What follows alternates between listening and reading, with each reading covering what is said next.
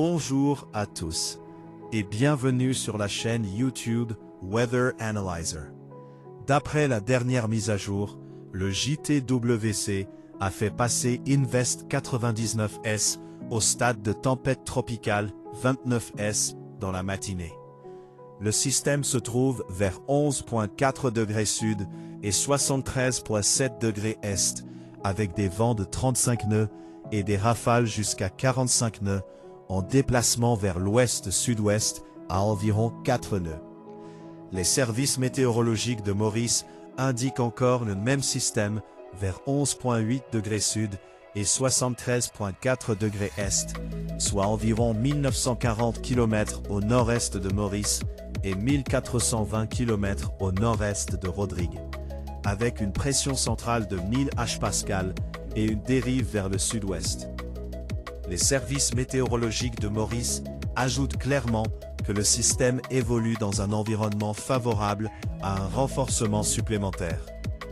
Pourquoi il peut encore se renforcer? La situation reste favorable, avec une tempête au-dessus des eaux chaudes et dans un environnement que les services météorologiques de Maurice jugent propice. Météo France indique aussi que le bassin deviendra plus favorable à l'activité cyclonique au cours des 2 prochaines semaines. Leur bulletin mensuel précise également que les systèmes formés dans cette période se déplacent souvent d'abord vers l'ouest, puis tournent vers le sud autour de l'anticyclone subtropical.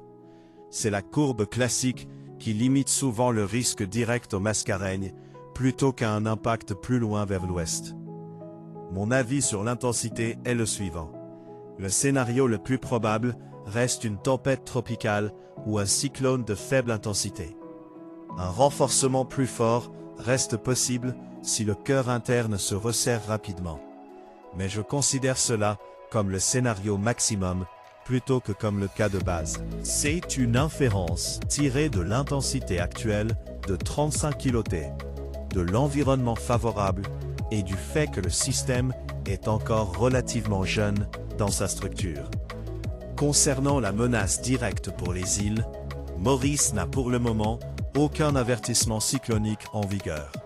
Et la prévision actuelle pour Maurice reste plutôt belle à partiellement nuageuse, ce qui correspond à un impact immédiat faible. La Réunion n'est pas non plus sous menace directe immédiate, tandis que Rodrigues est l'île à surveiller le plus attentivement si la trajectoire se décale vers l'ouest plus tard. Même dans ce cas, les consignes officielles pointent pour l'instant davantage vers un passage dans le couloir des Mascareignes que vers un impact terrestre net. Merci beaucoup d'avoir pris le temps de regarder cette vidéo jusqu'au bout. Restez prudents et en bonne santé. Et pour continuer à voir ce type de contenu et recevoir des mises à jour régulières, veuillez vous abonner à notre chaîne et restez avec nous. Excellente journée à vous.